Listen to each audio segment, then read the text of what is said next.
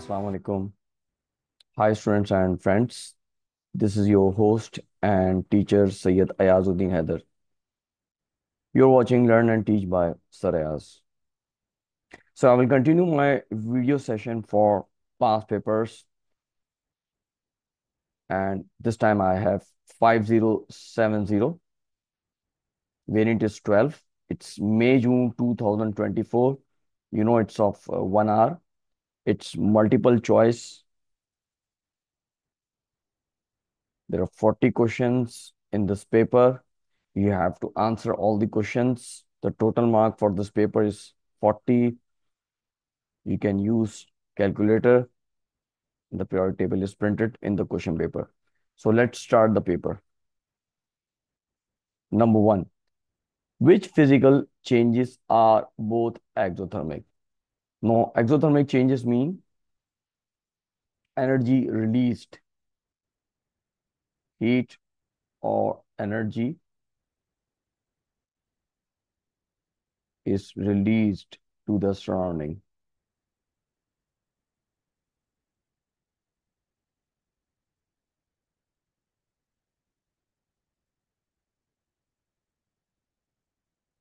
Let's see all the choices. सारी choices हम देखेंगे. A, condensation and evaporation. Remember, condensation के अंदर जो है आपके गैस से लिक्विड स्टेट में आता है, which means energy is given out. लेकिन इवेपोरेशन में particles will gain energy to get converted from liquid into the gas state. So this is straight away incorrect. Choice है B, evaporation and melting. Again evaporation आ गया, no need to explain it again. ये गलत हो जाएगा. कोई भी एक जो चेंज है वो अगर एंडोथर्मिक है तो इनकरेक्ट आंसर होगा. व्हाट अबाउट सी? सी में फ्रीजिंग है और कंडेंसेशन की बात हो रही है. Freezing means the particles is giving energy to the surrounding to get converted from liquid to solid state. Liquid to solid state, इसमें एनर्जी जो है गिवन आउट है, which means it's exothermic. Condensation, condensation अभी मैंने आपको बताया, इसके अंदर लिक्विड से गैस स्टेट है, सॉरी गैस से लिक्विड स्टेट है.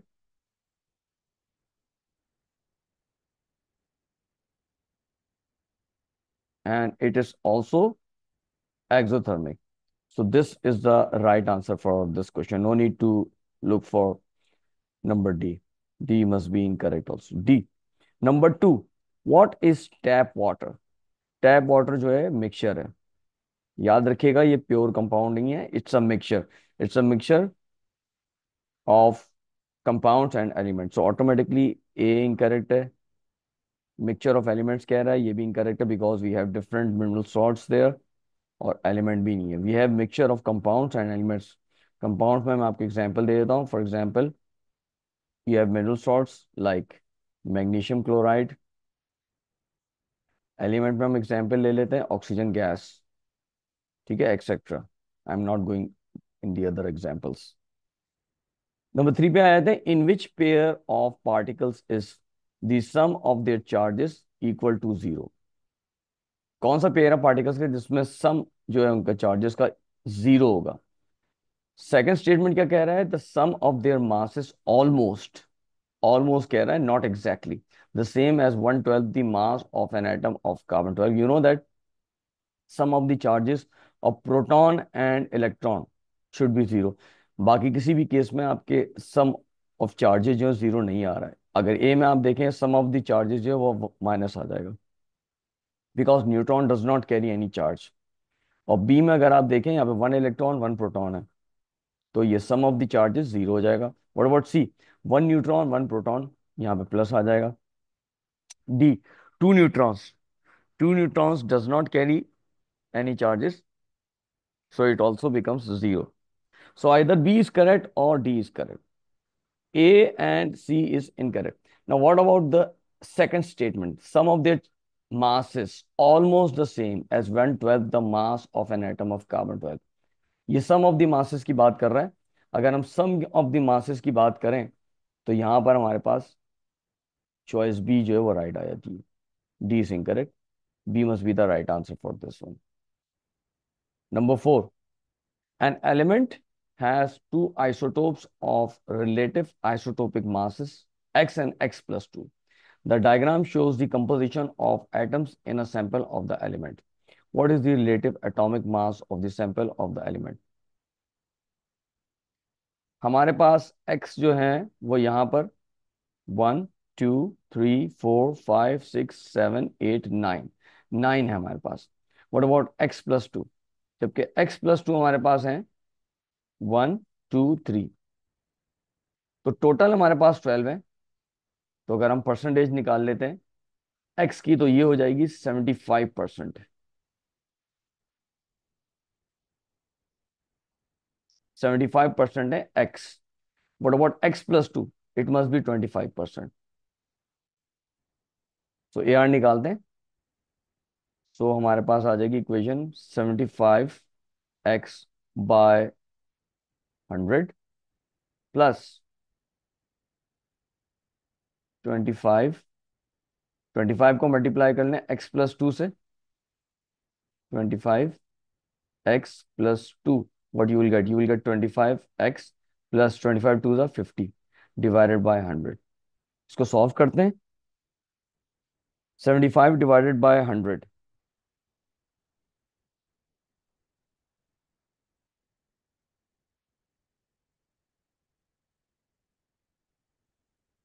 0.75x, ये हो जाएगा 0.75x प्लस 25x/100 अगर करते हैं आप, what you will get?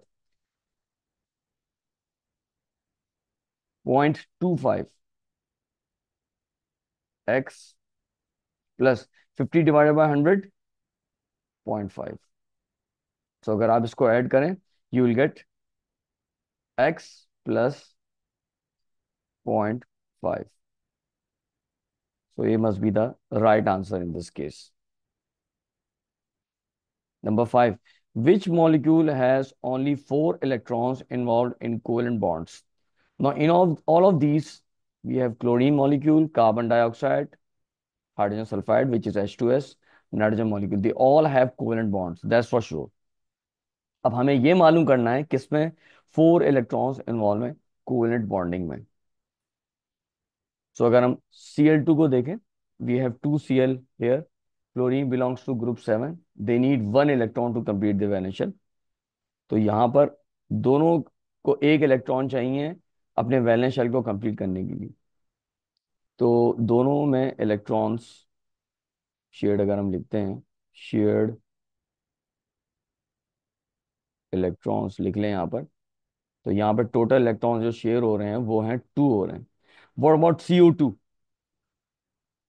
Carbon dioxide, carbon is air and oxygen is air. यहाँ पे वैलेंस है +-4, यहाँ पर है -2। अगर आप फॉर्मूला प्रिडिक्ट करते हैं तो CO2 बनता है, which means we have 1 carbon, एक कार्बन है और 2 oxygen. Each oxygen needing 2 electrons to complete their valence shell. What about carbon? Carbon need 4 electrons. तो कार्बन को अगर हम डॉट से ले लें 1 2 3 4, तो 2 इलेक्ट्रॉन्स आ जाएंगे दोनों ऑक्सीजन की। तो 1 2 3 4 5 6।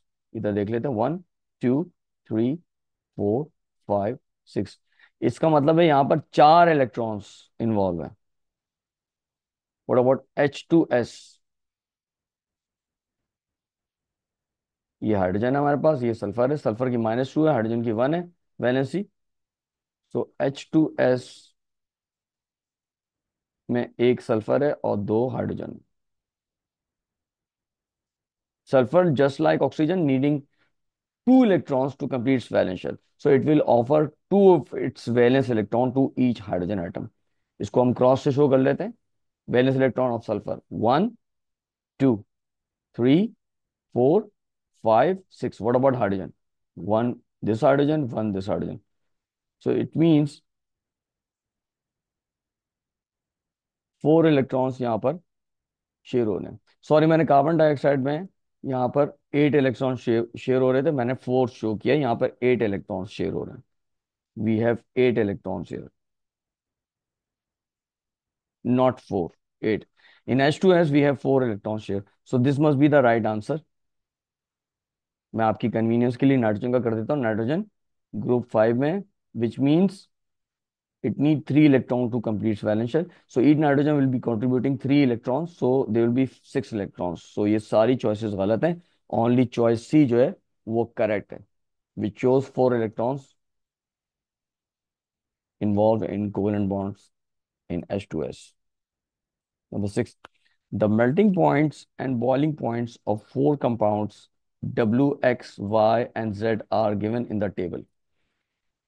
We have W, X, Y, and Z. इनके melting और boiling points दिए हुए हैं. The 4 compounds are silicon 4 oxide, ethane, bromine, and a carboxylic acid of formula C16H32O2. अच्छा, यहाँ पे इन्होंने कार्बोक्सिलिक एसिड का फॉर्मूला दिया हुआ है, सो it must be in the solid state. इसका बहुत हाई मेल्टिंग पॉइंट और बॉइलिंग पॉइंट होना चाहिए. यहाँ पे कार्बन एटम्स यहाँ पे ज्यादा है. कह रहे हैं which row identifies W X Y and Z. ये सीक्वेंस जो इन्होंने दिया हुआ है ये डब्ल्यू एक्स वाई जेड का नहीं है. Silicon 4 oxide, ethane, bromine and carboxylic acid. We need to find which of these are silicon 4 oxide, ethane, bromine and carboxylic acid. हमें मालूम करना पड़ेगा. Silicon 4 oxide is a macromolecule having high melting point and boiling point. So Y must be silicon 4 oxide. यहाँ लिख लेते हैं जो हम आइडेंटिफाई करते जाते हैं, सिलिकॉन 4 ऑक्साइड. अगर आप एक दो भी आइडेंटिफाई कर लेंगे, you can easily pick the correct answer. मैं इसकी बेस पे भी पिक कर सकता हूँ करेक्ट आंसर. अगर Y जो है सिलिकॉन 4 ऑक्साइड है, अब देखिए सी और डी में से एक आंसर हो सकता है. मैंने नैरो डाउन कर दी चॉइसेस. ए एंड बी जो है इनकरेक्ट है. You can have either C as जो करेक्ट आंसर और D. What about others? Ethane. Ethane must be a gas. So Z must be ethane. Ethane is a gas. So Z जो है ethane. अब C और D दोनों में ethane जो है वो Z आ रहा है.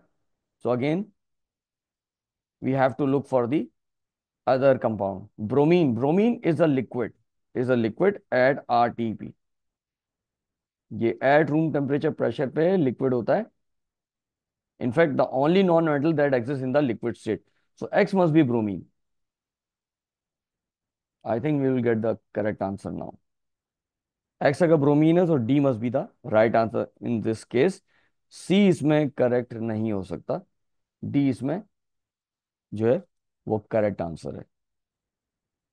What is the formula of zinc oxide.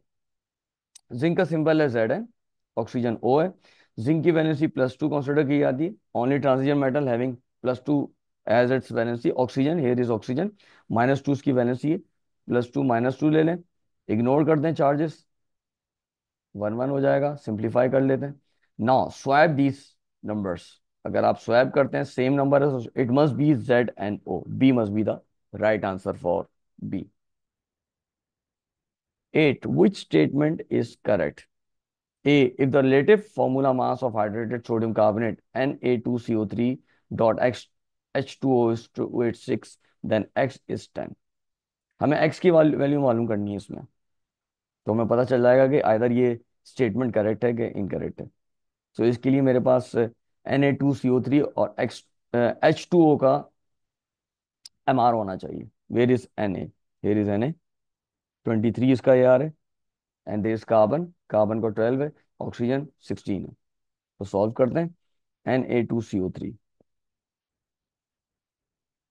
Na2CO3 dot x H2O.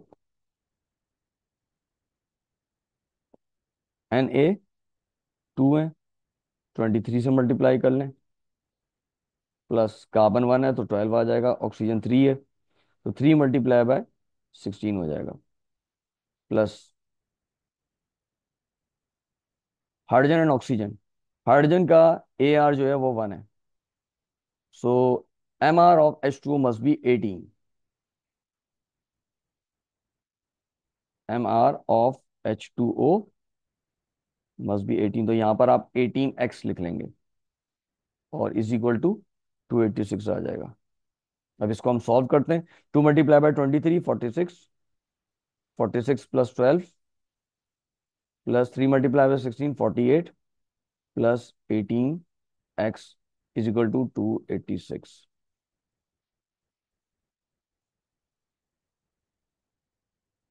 46 plus 12 plus 48 will get 106। 106 plus 18x is equal to 286 और x is equal to 286 minus 106 and divided by 18। ये मैंने एक ही स्टेप में शो कर दिया। अभी पता चल जाएगा हमारा आंसर सही है कि गलत है। मेरा मतलब है 10, इसका x की वैल्यू 10 है कि नहीं है। Let's check it out. So 286 minus 106 divided कर देंगे इसको 18 से, ये आ जाएगा answer 10। So it must be the right statement. A must be the right statement. A इसका आंसर करेक्ट होना चाहिए। If you want you can work out B, C and D in order to confirm your answer. I don't want to waste time on these. 9. In a volumetric experiment, 25 centimeter cube of 0.1 mole per dm cube sodium hydroxide reacts exactly with 20 centimeter cube of dilute sulfuric acid. Here's the reaction equation. 2NaOH plus H2SO4 gives Na2SO4 plus 2H2O. What is the concentration of the dilute sulfuric acid?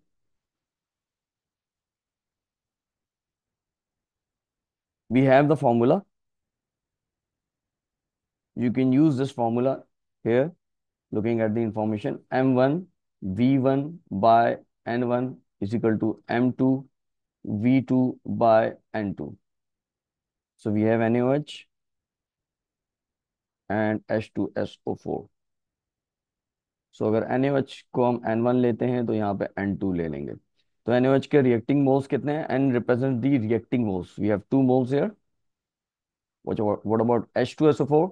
It must be 1 mole. हम volume ले लेते हैं। Sodium hydroxide का volume दिया हुआ 25 centimetre cube दिया हुआ।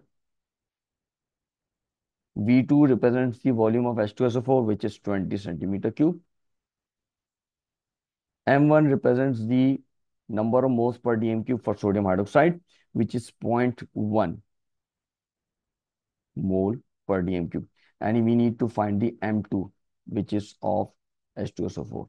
So reaction को, equation को आप rearrange कर लें तो आपको मिलेगा M2 is equal to M1 V1 divided by N1, और ये पूरा मल्टीप्लाई हो जाएगा N2 by V2.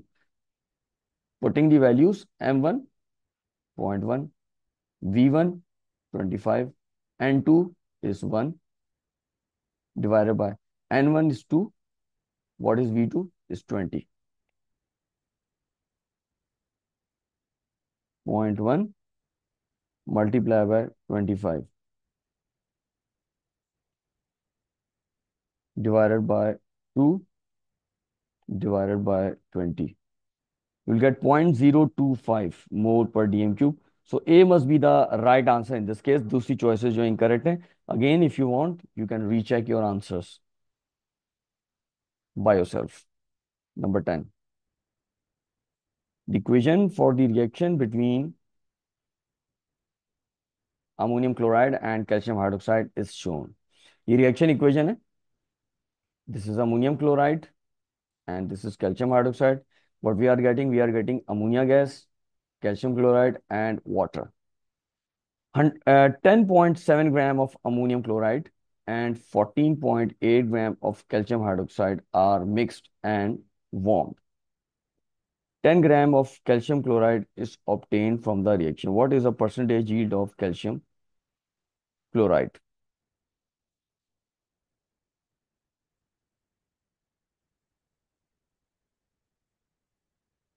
So we need to find the percentage yield of calcium chloride. तो इस क्वेश्चन के अंदर बोथ अमाउंट दिए हुए हैं दोनों रिएक्टेंट के। सब फर्स्ट ऑफ ऑल हमें ये मालूम करना पड़ेगा इसमें लिमिटिंग रिएक्टेंट कौन सा है। तो लिमिटिंग रिएक्टेंट अगर हमें पता चल जाएगा तो उसकी बेस पे हम मालूम कर लेंगे परसेंटेज यील्ड। तो हम एक काम कर लेते हैं, इसको मास में कन्वर्ट कर लेते हैं।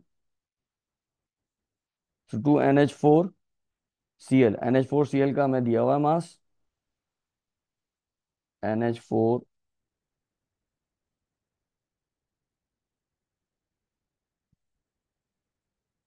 NH4Cl का मास मेरे पास आ जाएगा 2 × 10⁻53.5, 53.5 × 2 107, ये आ गया 107 according to the equation. Calcium hydroxide का कितना है? कैल्शियम हाइड्रोक्साइड के चूंकि 1 मोल है, so no need to work out 74 gram. So अब मैं निकालने लगा हूँ लिमिटिंग एक्सेस रिएक्टेंट। मैं NH4Cl की वैल्यू यूज करूंगा। सो 107 रिएक्ट कर रहा है 74 से, तो 10.7x से रिएक्ट करेगा ऑफ कैल्शियम हाइड्रोक्साइड। सो ये हो जाएगा 74 multiply by 10.7 and divided by 107, what you will get? You will get 7.4। 7.4 ग्राम चाहिए मुझे कैल्शियम हाइड्रोक्साइड का, जबकि 14.8 दिया हुआ है। So ammonium chloride must be the limiting reactant. ये लिमिटिंग है।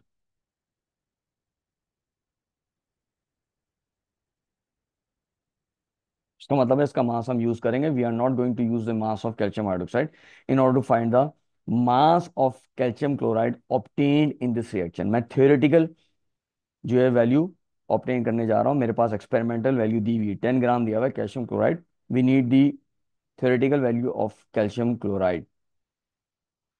कैल्शियम क्लोराइड भी 1 मोल्स हैं, तो इसका मतलब है 111 हम इसका मास यूज करेंगे। सो वी हैव NH4Cl और ये हो गया CaCl2। ऊपर मास दिया हुआ है मेरे पास NH4Cl का 107। 107 grams gives 111 grams of CaCl2। Therefore 10.7 gram gives x gram of CaCl2। Cross कर दीजिए, x क्या आना चाहिए। फर्दर कैलकुलेशन में जाने की जरूरत नहीं है। If you want you can use the calculator. आपका आंसर 11.1 ग्राम आएगा ऑफ CaCl2, जबकि मेरे पास दिया हुआ 10 ग्राम। तो अब मैं परसेंटेज यील्ड निकालने जा रहा हूँ। 10 multiply by 100 divide by 11.1,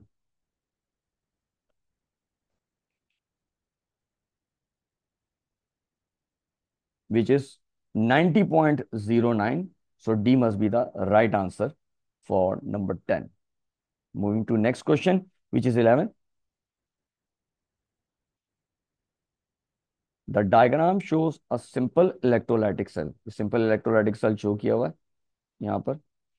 Which arrows show the movement of electrons? सिर्फ movement of electrons की यहाँ बात हो रही है। यहाँ पर ये movement of electrons है।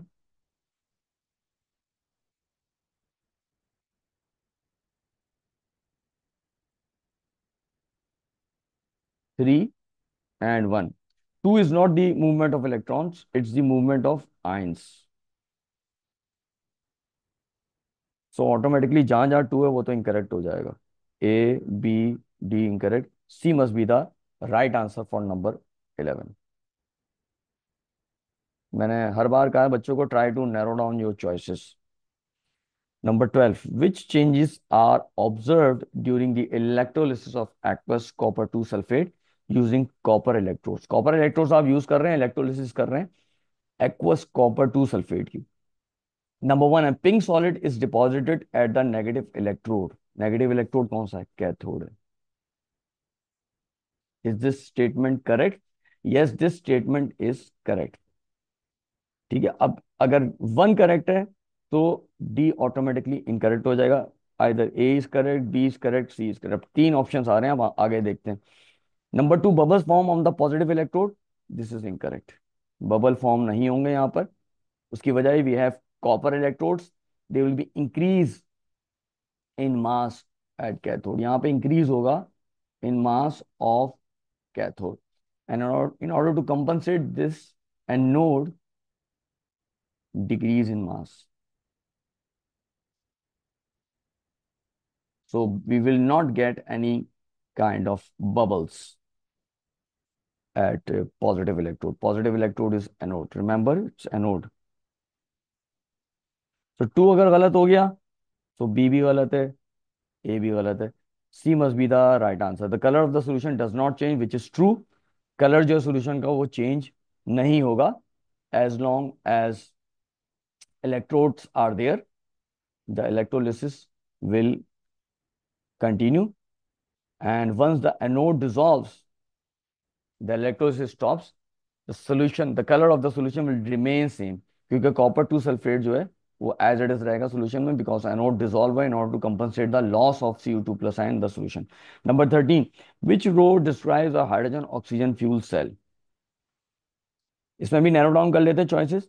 ए एंड बी ऑटोमेटिकली इनकरेक्ट है, क्योंकि we will not get hydrogen and oxygen as the chemical product, water is the only product obtain. तो आइदर सी इज करेक्ट और डी इज करेक्ट। अब सी और D देख लेते हैं। सी में कह रहा है hydrogen has a lower energy content by mass then petrol, this is also incorrect. D इसमें करेक्ट होगा आंसर। हाइड्रोजन का lower energy content by mass नहीं है। Hydrogen produces more energy, in fact 3 times more energy, 3 times almost more energy then petrol. तो ये statement incorrect है। में comparison दिया हुआ है फ्यूल सेल का with petrol engine. A renewable fuel may be used in a fuel cell. Yes, it can be used to get hydrogen gas. A petrol engine uses a non-renewable. This is the correct statement. So D must be the right answer here. D is का correct answer. 14 पे आते हैं। Which statements about endothermic reactions are correct? कौन सा statement endothermic reactions का correct है? Endothermic reactions are those reactions in which energy is absorbed from the surrounding. So one must be correct. One यहाँ पर statement जो है वो correct है। अगर वन करेक्ट है so either A is correct और बी इज करेक्ट। अगेन देखें, नैरो डाउन होगी चॉइस। सी गलत है, डी गलत है, तो टू डेफिनेटली गलत होगा। Energy is release to the surrounding, which is incorrect. ये एक्सोथर्मिक में होता है, एंडोथर्मिक में नहीं होता है। एनर्जी रिलीज होती है सराउंडिंग में। 3, the temperature of the reaction mixture falls, this is also correct. Reaction mixture का जो टेम्परेचर है वो फॉल होता है क्योंकि एनर्जी एब्जॉर्ब हो रही है। So A must be the right answer in this case. For your convenience, I am reading the last statement also, that temperature of the reaction mixture rises. Again, this is exothermic. So हमारा statement choice A must be correct. Statement 1 और 3 correct है। 15 पे आते हैं। Hydrogen and chlorine reacts to form hydrogen chloride. ये रिएक्शन है, H2 plus Cl2 gives 2HCl. Bond energy data is given in the tables. Table में बॉन्ड एनर्जी डाटा दिया हुआ है। H bond H, Cl bond Cl, H bond Cl। What is the enthalpy change delta H for this reaction? हमें पता है delta H energy absorbed in breaking bond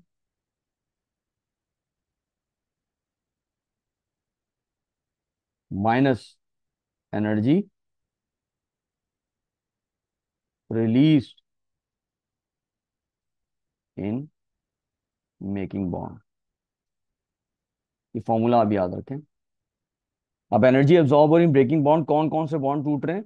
we have H H bond here, H H bond है हमारे पास, ये टूट रहा है। Plus कर लें Cl Cl bond, Cl bond Cl,